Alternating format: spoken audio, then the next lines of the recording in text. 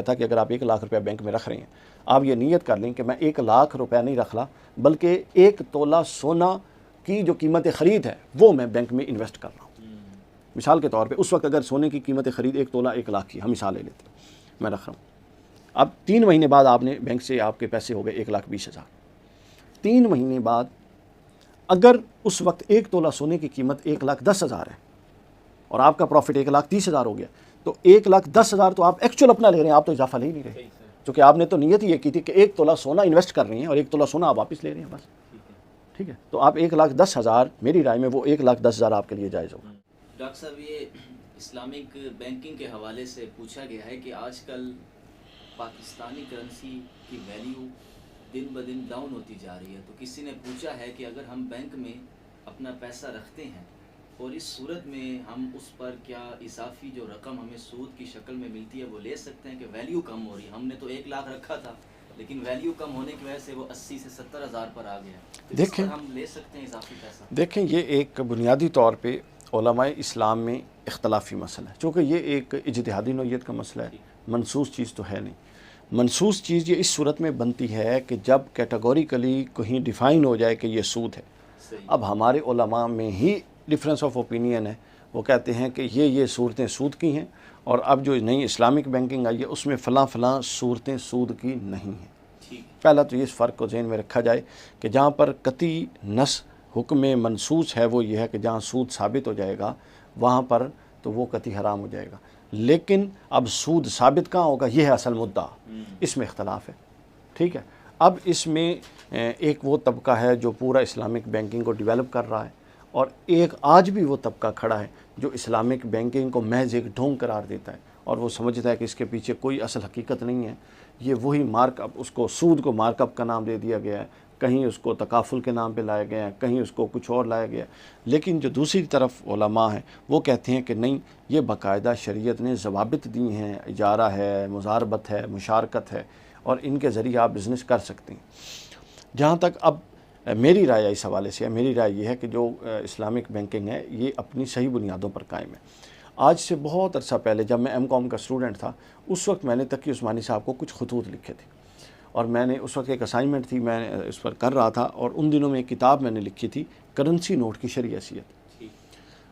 تو وہ جب میں نے ان کو خطوط لکھے، اس میں میرا یہ اعتراض تھا، میں اسٹڈی کر رہا تھا، میزان بینک ان دنوں نیا نیا آیا تھا، میزان بینک کے پورے ڈاکومنٹ، تو مجھے بالکل واضح پہلا سری امپریشن یہ آیا کہ اس کے اندر تو صرف اصطلاحات کو بدلا ہوا ہے۔ تو میں نے پھر ان چیزوں سے جیسے تقی عثمانی صاحب کو خطوط لکھے کہ اس کے اندر یہ معاملہ، تو میں تو ایک طالب علم ہوں تو میں اس کی کلیئرٹی چاہتا ہوں۔ تقی عثمانی صاحب نے خیر اس کا جواب نہیں دیا۔ بعد ازاں پھر میری بات ہوئی ان کے کسی سیکٹری سے، انہوں نے بتایا کہ وہ انہوں نے دیکھ لیا ہے، ان کا پوائنٹ آف ویو یہ ہے کہ اسلامی جو غیر اسلامی اور سودی نظام ہے وہ بیک آن اسلامی نہیں ہو سکتا، یہ وہ اقدامات ہیں جس کے ذریعے ہم اسلامائزیشن کی طرف چلیں گے، ٹھیک ہے؟ تو اور اس کے بعد جب خود آپ دیکھ لیں، سیاستہ کا مطالعہ کریں، کتاب البیوع ہیں، اس کے اندر پھر مختلف قسمیں ہیں بے کی، تو اس سے یہ جواز اجارہ، مشارکت، مداربت، یہ جواز بالکل موجود ہے۔ اس کو آپ نے بہرحال ریفارم کرنا ہے جدید معاشرے کے حوالے سے، تو یہ بالکل جائز ہے اگر اس کو صحیح بنیادوں پر کیا جائے۔ یعنی یہ اتنی سختی اور اتنا وہ ریجڈ ہو جانا کہ جی اسلامک بینکنگ کوئی شے نہیں ہے اور کوئی گنجائش ہی نہیں ہے، یہ بات غلط ہے، آج کے دور کے مطابق نہیں ہے۔ اب آ جائیں اس حصے پر کہ جی بینک کا پروفٹ جو ہے وہ ہے کہ نہیں ہے، اس میں بھی اختلاف ہے۔ ایک تو سادہ اختلاف ہے کہ جی اسلامی بینک کا پروفٹ جائز ہے، غیر اسلامی بینک کا پروفٹ ناجائز ہے، ایک۔ دوسرا اختلاف ہے، اس کو واہبہ زحیلی علیہ الرحمہ نے بھی بیان کیا، دوسرا اختلاف یہ ہے، وہ کہتے ہیں کہ جو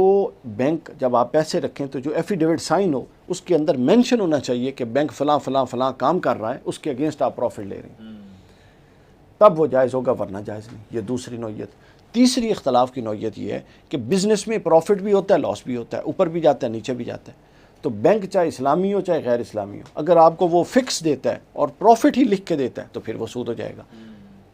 کاروبار میں تو پروفٹ لاس دونوں ہو سکتے ہیں۔ یہ ہیں اختلافات کی صورتیں، ان میں آپ جس عالم کے، جس فقیہ کے دلائل سے مطمئن آپ ان کے پاس ساتھ جا سکتے ہیں۔ میں نے ساری صورتیں بتا دی۔ اب اس میں ایک آخری صورت یہ ہے، یہ اس وقت میں نے یہ لکھی تھی، اور پھر میں نے کئی علماء کو خطوط بھی لکھے پوچھے، لیکن مجھے کسی نے جواب نہیں دیا۔ میں نے اس وقت ایک رائے قائم کی تھی، میری رائے یہ تھی کہ مثلا ایک شخص بینک میں 1 لاکھ روپیہ رکھتا ہے، یہ کنونشنل اسلامک دونوں بینکوں کی بات کر رہا ہوں، 1 لاکھ روپیہ رکھتا ہے،